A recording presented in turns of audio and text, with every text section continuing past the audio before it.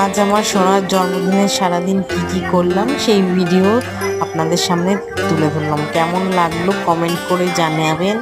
আর আমার সোনাকে সবাই ভরে ভরে আশীর্বাদ করবেন, সারা বছর যেন ও সুস্থ থাকে, এটাই আমি চাই। আমি আজ ওর জন্মদিনে নিজে হাতে সব রান্না করেছি। আমার ফটোটা দিইনি কেন, আমি ভালো জামা কাপড় পরেছিলাম না, রান্নার সময় তো ভালো জামা কাপড় পরে থাকা যায় না, তাই জন্য আমার ফটোটা ভিডিওতে আনিনি, আমি সামনে আসিনি। যাই হোক, ভালো থেকো, সুস্থ থেকো সবাই।